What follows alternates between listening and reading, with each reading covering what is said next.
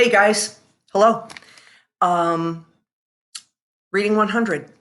I have just within the last few minutes sent you all an announcement and an email.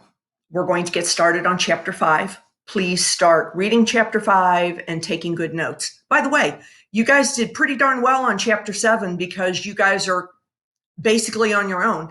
I'm hoping if you have questions or problems, you're going to email me. So know that's possible to email me and say, hey, there's a part of this chapter I don't understand. And I would be happy to address it through this format, even though I'm still learning this format, this whole, record stuff and do my business on YouTube. Yeah, I'm a little old lady, but I'm trying. The reason that I've really set this up today is that I want to talk with you guys about this little devil right here. It is the Reading 100 PowerPoint presentation rubric. Some of you have it. I know that I gave it to some of you all in maybe late February. It's okay if you don't have it. I'm going to send it today regardless, but some of you guys do have it. It's time to get started on that PowerPoint presentation. No, I don't have a due date, but I'm going to be looking at the calendar and I'll send you some ideas. You can give me your feedback. I need your feedback. Please get started on chapter 5 and also be thinking about the introduction that I also sent you, Dying of Whiteness. It is your final summary that you have to write, and you now have that sitting in your email. So please get started. Obviously, I'm not going to make you annotate it, although you should, because annotation really helps you get to the heart of what you need to write. So I hope you guys think about annotating it, but I'm not grading the annotation. I'm only going to grade the summary. So let's talk about the rubric for a minute. This is a very content-driven PowerPoint. I love cute, pretty, fancy PowerPoints, but that's not what I'm asking you to do. I want you to create a PowerPoint that is content driven. Maybe you decide that you want to do your PowerPoint on chapter 5 or chapter 9, or maybe on thought patterns. We just finished the chapter on thought patterns. Please choose a chapter that you want, that interests you, to create your PowerPoint. Content driven. Here are my large basic rules for creating a PowerPoint. Number 1, less is more. And I mean generally less is more.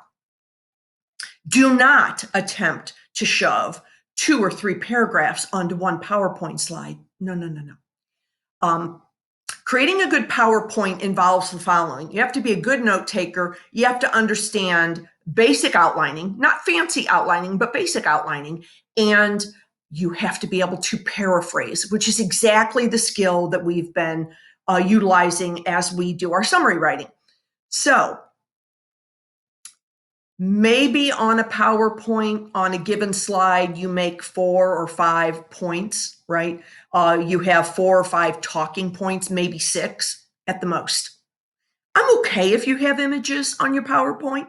I don't need to see a picture of you and your dog Buster from when you were 9, or a picture of you at your high school graduation. It's content driven. If you have images that you feel work with the content of the chapter that you're presenting, put your images in there. I'm thinking your PowerPoint should be about 15 to 18 slides.